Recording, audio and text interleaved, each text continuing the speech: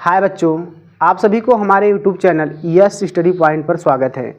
आज हम आप सभी के लिए नया टॉपिक लाए हैं शुक्र जनन अर्थात स्पर्मेटोजेनेसिस।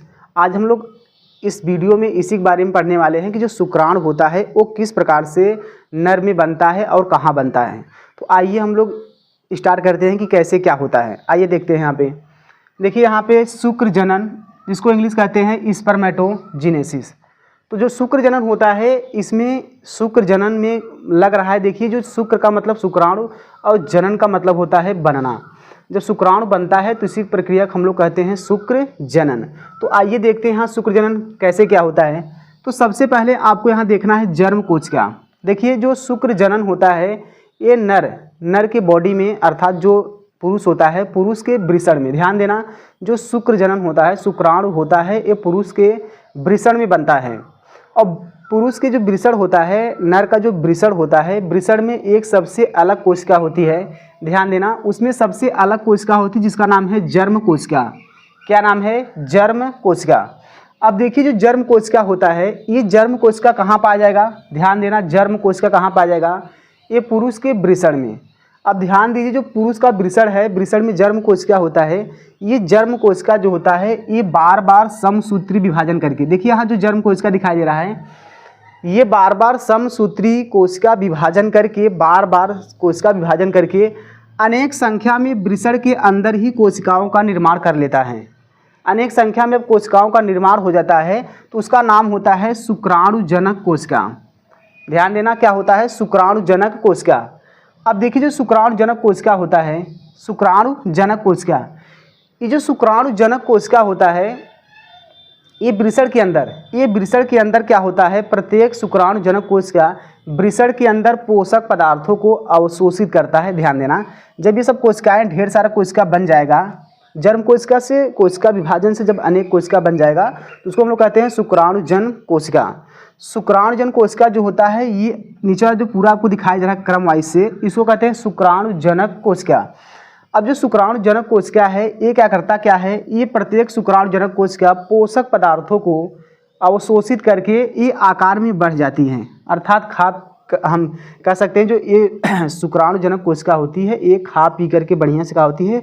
साइज में बढ़ जाती है, जिसका नाम होता है प्राथमिक शुक्र कोशिका।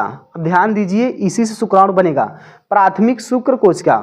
अब देखिए जो प्राथमिक शुक्र कोशिका होता है ये कैसे बना? यही कोशिका जब पोषक पदार्थों को अवशोषित कर लेती है, अवशोषित करके साइज में बढ़ जाती है, जिसका नाम होता है प्राथमिक शुक्र कोशिका। अब देखिए जो प्राथमिक शुक्र कोशिका है, यहाँ पे जो प्राथमिक शुक्र कोशिका है ये क्या होगा? अब यहाँ से भी ये डिवीजन करना, विभाजन करना शुरू करेगी। अब देखिए इसमें फर्क क्या है? ये ऊपर वाली कोशिकाएं समसूत्री विभाजन कर रही थी, लेकिन ये कोशिका क्या करेगी? अब यहाँ पे अर्धसूत्री विभाजन होगा। ध्यान देना, यहाँ पे क्या होगा? अर्धसूत्री विभाजन अर्थात मियोसिस डिवीजन होगा। अब इन कोशिकाओं में क्या होगा? अर्धसूत्री विभाजन, जिसको हम लोग कहते हैं मियोसिस, मियोसिस फर्स्ट। एक बात थोड़ा सा यहाँ पे आएगी, देखिए जब कोशिकाओं में अर्धसूत्री विभाजन होता है तो वो दो अवस्थाओं में पूरा होता है, मियोसिस फर्स्ट, मियोसिस सेकेंड। अर्धसूत्री विभाजन की इंग्लिश हम लोग कहते हैं मियोसिस। तो मियोसिस डिवीजन जो होता है, अर्धसूत्री विभाजन जो होता है, दो चरणों में पूरा होता है, फर्स्ट और सेकेंड। तो ध्यान देना, अब इसमें अगर हम देखेंगे यहाँ पे अर्धसूत्री विभाजन में एक कोशिकाओं से चार कोशिका बनती हैं। अब देखिए यहाँ पे इन कोशिकाओं में जब अर्धसूत्री विभाजन फर्स्ट होगा तो यहाँ पे एक से कितना कोशिका बनेगा? दो कोशिका। कितना कोशिका? एक से दो कोशिका बनेगा। अब ध्यान देना, ये प्राथमिक शुक्र कोशिका था, जब यही कोशिका टूट करके दो भागों में बढ़ जाएगी, नई कोशिका बनेगी, तो इसका नाम होता है द्वितीयक शुक्र कोशिका। यही कोशिका टूट करके जब दो कोशिका बन जाएगी तो प्राथमिक था, अब इसका नाम क्या हो जाएगा? द्वितीयक। ये जो दोनों यहाँ पे बना है इसका नाम है द्वितीयक शुक्र कोशिका। अब देखिए जो द्वितीयक शुक्र कोशिका है ये करे क्या? इसका काम क्या है? ये द्वितीयक शुक्र कोशिका है, इसका काम क्या है? अब इसमें मियोसिस सेकेंड होगा। क्या होगा? Meiosis second. ध्यान देना, अभी हम बताएं कि दो चरणों में पूरा होता है, फर्स्ट और सेकेंड। तो मियोसिस जब सेकेंड यहाँ पे होगा,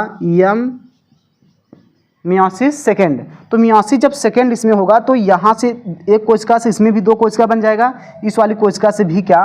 दो कोशिकाओं का निर्माण होगा। अब यहाँ पे जो दो कोशिका, यहाँ दो कोशिका, यहाँ, ये सब चारों कोशिका एक समान होती हैं, जिसको हम लोग कहते हैं पूर्व शुक्राणु। क्या कहते हैं? पूर्व शुक्राणु। अर्थात शुक्राणु के पहले वाली कोशिका को हम लोग क्या कहते हैं?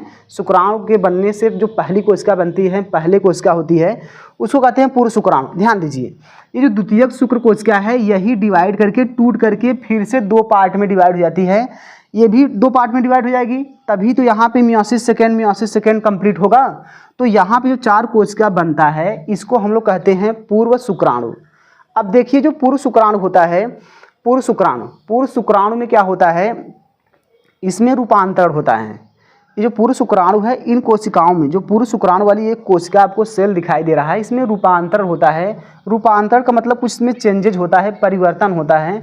परिवर्तन होता है तब जाकर के इसमें क्या बनते हैं? प्रत्येक पूर्व शुक्राणुओं से एक एक क्या बनता है? शुक्राणुओं का निर्माण होता है। यहाँ जो पूर्व शुक्राणु है, इनमें क्या होता है? रूपांतरण होता है, चेंजेज होता है। और ध्यान देना, जो पूर्व शुक्राणु है, एक कोशिका है, तो इसके अंदर जो गाल्जी काय होता है, गाल्जी काय क्या होता है?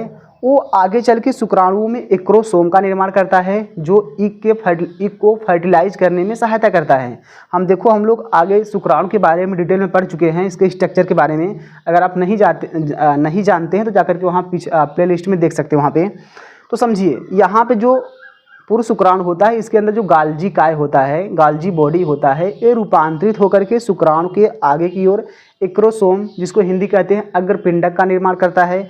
इसके बाद इसमें देखिए, जो पूर्व शुक्राणु होता है, इसमें टेल वगैरह पूंछ नहीं होता है। लेकिन क्या होता है, जब इसमें चेंजेज होता है तो पूर्व शुक्राणु से क्या, इसमें जब परिवर्तन होता है तो इसमें यहाँ पे क्या आ जाता है? पूंछ आ जाता है। जब इसमें पूंछ और एक्रोसोम बन जाता है तो कहते हैं ये क्या बन गया है? शुक्राणु बन गया है। चलिए, इसके बारे में थोड़ा सा हम लोग इंग्लिश भी देख लेते हैं, क्योंकि इंग्लिश जो है बहुत इंपॉर्टेंट है। तो आइए इसका इंग्लिश नाम देख लेते हैं। यहाँ जर्म कोशिका को हम लोग कहते हैं जर्म सेल। जर्म सेल आपको इंग्लिश भी याद करना है, जर्म सेल। और यहाँ देखिए, जो जर्म सेल से अभी हमने पढ़ा क्या, जो जर्म सेल है, जनन कोशिका, जर्म कोशिका, ये क्या होता है? बार बार कंटिन्यूअस डिवीजन करके बहुत लाखों संख्या में, अनेक संख्या में कोशिकाओं का निर्माण कर लेता है, जिसका नाम क्या होता है? शुक्राणु जनक कोशिका। अब देखो, शुक्राणु जनक जो कोशिका होता है, इसको इंग्लिश कहते हैं स्पर्मेटो। बहुत इंपॉर्टेंट इंग्लिश है, आपको इंग्लिश भी याद करना पड़ेगा। स्पर्मेटोगोनिया। अब देखिए, जो स्पर्मेटोगोनिया है, अब बताए थे स्पर्मेटोगोनिया मतलब शुक्राणु जनक कोशिका, ये क्या करता है? एक प्रत्येक शुक्राणु जनक कोशिका पोषक पदार्थों को खा करके अवशोषित करके क्या करता है? ये फूल जाती है, आकार में बढ़ जाती है, जिनका नाम क्या होता है? बदल जाता है, जिसको हम लोग कहते हैं प्राथमिक शुक्र कोशिका। इंग्लिश कहते हैं प्राइमरी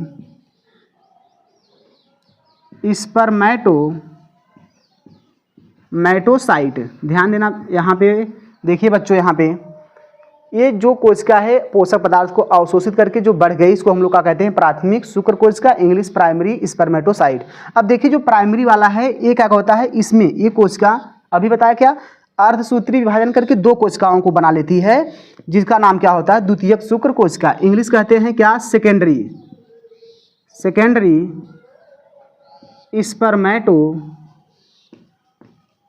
स्पर्मेटोसाइट। अब देखिए, जो सेकेंडरी स्पर्मेटोसाइट है, इसमें क्या होगा? मियोसिस डिवीजन सेकेंड होगा, अर्थात अर्धसूत्री विभाजन द्वितीयक होगा। तो यहाँ से क्या बनेगा? चार कोशिका बन जाएगा। तो चार कोशिका बना है, इसको कहते हैं पूर्व शुक्राणु, इंग्लिश कहते हैं स्पर्मेटिड। अब देखिए, जो स्पर्मेटिड है यहाँ पे, यही क्या होता है? इसमें रूपांतरण होता है, शुक्र कायांतरण होता है। और शुक्र कायांतरण जब होता है तो यहाँ से प्रत्येक पूर्व शुक्राणुओं से, प्रत्येक स्पर्मेटिड से चार शुक्राणु बनते हैं। तो देखिए, वृषण में इसी प्रकार से क्या होते हैं? शुक्राणु बनते हैं। लेकिन एक बात और इम्पोर्टेंट पॉइंट है, ध्यान दीजिए। यहाँ पे आपको इम्पोर्टेंट पॉइंट ये ध्यान देना है, यहाँ पे क्या, जो शुक्र जनन होता है, ये तीन प्रावस्थाओं में पूरा होता है, तीन चरणों में पूरा होता है, जिनमें से पहला आता है गुणन प्रावस्था। ध्यान देना, बहुत इंपॉर्टेंट है, गुणन प्रावस्था। पहला आता है गुणन प्रावस्था, अभी इसके बारे में भी समझा दे रहे हैं, बता दे रहे हैं, आप देखिए। इसके बाद जो दूसरा होता है, उसको कहते हैं वृद्धि प्रावस्था। इसको हम लोग कहते हैं वृद्धि प्रावस्था। वृद्धि प्रावस्था। इसके बाद जो तीसरा होता है इसको हम लोग कहते हैं परिपक्वन प्रावस्था। परिपक्वन प्रावस्था, ध्यान दीजिएगा यहाँ पे, परिपक्वन प्रावस्था। अब देखिए समझिए, यहाँ पे जो जर्म कोशिका होता है बताए थे बार बार कोशिका विभाजन करके अनेक संख्या में क्या बना लेता है, ढेर सारा क्या बनाता है, शुक्राणु जनक कोशिका। अब देखिए यहाँ क्या होता है, गुणन प्रावस्था में बताए थे। गुणन प्रावस्था में क्या होता है, गुणन का मतलब संख्या जब बढ़ता है, एक से अनेक संख्या बनता है, उसको हम लोग बोलते हैं गुणन प्रावस्था। गुणन प्रावस्था में क्या होता है, इसमें कोशिकाएं बार बार कोशिका विभाजन करके अनेक कोशिकाओं क्या करती हैं, निर्माण कर लेती हैं, और इसी को हम लोग क्या कहते हैं, गुणन प्रावस्था। यहाँ से लेकर के यहाँ तक पूरा क्या हो रहा है, गुणन हो रहा है, अर्थात संख्या बढ़ रहा है। इसके बाद यहाँ वृद्धि प्रावस्था में देखिए क्या होता है, वृद्धि प्रावस्था की बात करेंगे। इसमें क्या होता है, प्रत्येक शुक्राणु जनक कोशिका ये पोषक पदार्थों को अवशोषित करके आकार में बढ़ जाती है, और इसी को हम लोग क्या कहते हैं, वृद्धि प्रावस्था। तो वृद्धि प्रावस्था में क्या बनते हैं, सब प्राथमिक शुक्र कोशिका। ध्यान दीजिए, अब जो प्राथमिक शुक्र कोशिका बना है, इसके बाद ये क्या होता है, इसमें क्या होता है, मियोसिस सेकेंड, मियोसिस फर्स्ट होगा, मियोसिस सेकेंड होगा, और यहाँ पे क्या होगा, शुक्राणु का यहाँ पे क्या होगा, शुक्र कायांतरण होगा। ध्यान दीजिए, पूर्व शुक्राणुओं में क्या होता है, शुक्र कायांतरण, इसमें चेंजेज होता है, उसी को हम लोग कहते हैं शुक्र कायांतरण। तो यहाँ से लेकर के यहाँ तक जो पूरा पार्ट है इसको कहते हैं परिपक्वन प्रावस्था। क्यों, क्योंकि यहाँ से शुक्राणु क्या होता है, परिपक्व होना क्या होता है, शुरू हो जाता है। तो देखिए यहाँ पे गुणन प्रावस्था को हम लोग इंग्लिश कहते हैं मल्टीप्लीकेशन फेज। आपको इंग्लिश याद करना है, मल्टीप्लीकेशन फेज। मल्टीप्लीकेशन फेज कहते हैं, इसको कहते हैं ग्रोथ फेज कहते हैं। ग्रोथ मतलब बढ़ना होता है, ग्रोथ फेज। और इसको हम लोग कहते हैं मैचुरेशन फेज। ध्यान दीजिए, इसको कहते हैं मैचुरेशन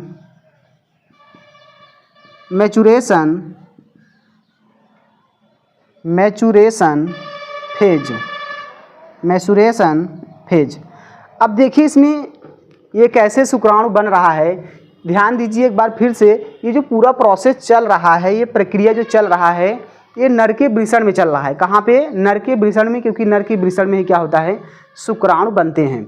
और एक बात इसमें कुछ और इम्पोर्टेंट पॉइंट है, जब शुक्राणु बनने लगते हैं, चाहे कोई भी मेल हो, जब उसके अंदर शुक्राणु बनने लगते हैं तो शुक्राणु बनने में काफ़ी एनर्जी क्या होता है, खर्च होता है। ये जो स्पर्मेटोजेनेसिस जो साइकिल चल रहा है, इस साइकिल को पूर्ण होने में बहुत ज़्यादा एनर्जी क्या होता है, खर्च होता है। इसीलिए जब कोई व्यक्ति वीरनाश करता है या संभोग के बाद या किसी प्रकार से वीरनाश करता है, तो क्या होता है, उसका देखो जो शरीर होता है दुबला पतला होना शुरू हो जाता है। क्यों, क्योंकि जो वीर होता है, वीर में बनने में एनर्जी क्या होता है, बहुत ज़्यादा खर्च होता है। जैसे देखिए, जैसे जब ब्लड, हम लोग के शरीर में ब्लड एक ऐसा ऊतक है जो क्या करता है, पोषक पदार्थों को और ऑक्सीजन को क्या करता है, सप्लाई करता है। तो देखिए जब ब्लड कहाँ पहुँचेगा, वृषण में, क्योंकि वृषण में शुक्राणु बन रहा है। जब ब्लड कहाँ पहुँचेगा, वृषण में पहुँचेगा।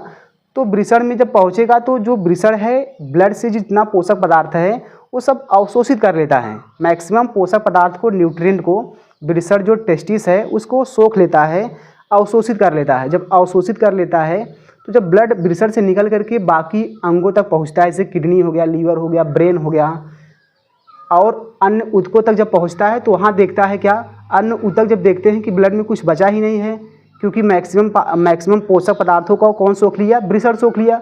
तो ऐसे केस में जो और ऑर्गन्स होते हैं, अंग होते हैं, इसमें वृद्धि विकास रुक जाती है।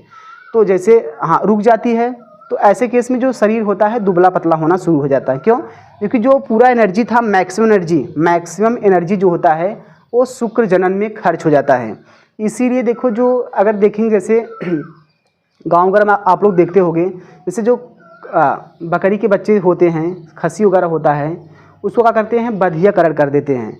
बधियाकरण करने से क्या होता है, उसमें जो जितना भी भोजन खाएगा, क्योंकि बधिया करने से क्या होगा, शुक्राणु बनेगा नहीं। क्यों, क्योंकि बधियाकरण में क्या होते हैं, जो वृषण होते हैं उसको काट करके निकाल लेते हैं। तो जब वृषण नहीं रहेगा तो शुक्राणु नहीं बनेगा, और जब शुक्राणु नहीं बनेगा तो जो जंतु है जितना पोषक पदार्थ को खाएगा उससे पूरा मसल का क्या होगा, मसल की वृद्धि और विकास होगा। जैसे और भी एग्जाम्पल है, जैसे जो सांड वगैरह होते हैं, जो गाँव वाले क्या करते हैं, बधियाकरण करके उसको क्या करते हैं, बैल बना देते हैं। ध्यान देना, सांड जो होता है जब उसको बधियाकरण कर देते हैं तो क्या बन जाता है, बैल बन जाता है। तो बैल जो होता है लोग उसको सामान वस्त्र धोने में उसका उपयोग करते हैं। तो लोग उसका बधियाकरण इसलिए करते हैं क्योंकि उनको पता है, क्योंकि अगर वृषण को निकालेंगे नहीं तो मैक्सिमम जो एनर्जी है इसका कहाँ चला जाएगा, शुक्राणु बनने में, और शुक्राणु जब बनेगा तो इसका शरीर दुबला पतला हो जाएगा।